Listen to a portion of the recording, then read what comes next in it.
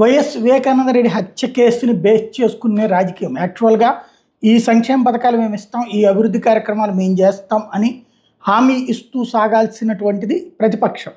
అదే సందర్భంలో మేము ఇది చేసాం, ఇంకా ఇది చేస్తామని చెప్పుకోవాల్సిన అధికార పక్షం. కానీ ఆంధ్రప్రదేశ్లో ఏం జరుగుతుంది?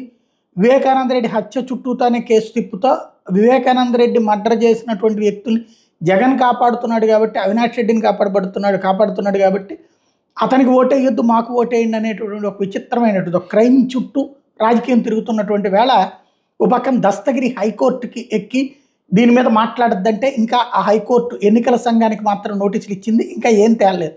ఈలోపుగా మరొక కీలకమైనటువంటి పరిణామం చోటు చేసుకుంది. ఏదైతే కడపకి సంబంధించినటువంటి కోర్టు మాత్రం స్వయంగా ఆదేశాలు ఇచ్చింది. చంద్రబాబు నాయుడు, పవన్ కళ్యాణ్, పురంధేశ్వరి ఇట్లాగా వీళ్ళెవరు, సునీత కానీ షర్మిల కానీ వీళ్ళెవరూ మాట్లాడడానికి వీల్లేదు అన్నటువంటి ఆదేశాలు ఇచ్చింది. ఏదైతే వివేకానంద రెడ్డి మర్డర్ కేసు ఈ ఎన్నికల సందర్భంగా మాట్లాడడానికి వీల్లేదంటూ అడిగినటువంటి విషయాన్ని నివేదిక తీసుకునేది వీళ్ళు వేసినటువంటి కంప్లైంట్ మీద, వైఎస్ఆర్ కాంగ్రెస్ పార్టీ తరఫున వేసినటువంటి పిటిషన్ ఏదైతే అవినాష్ రెడ్డి వేయించినటువంటి పిటిషన్ మీద ఈ తీర్పు తాజాగా ఇచ్చింది.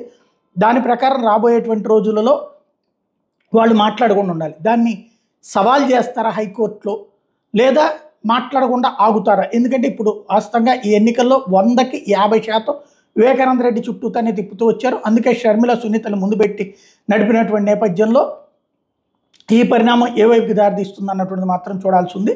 తాజా ఆదేశాలు మాత్రం ఒకంత షాకింగ్ కలిగించే పరిణామమే. ప్రతిపక్షం రోజు దాని మీదనే నడిపే ప్రయత్నం చేస్తున్నటువంటి సందర్భంలో వచ్చినటువంటి ఆదేశాలని చెప్పాలి.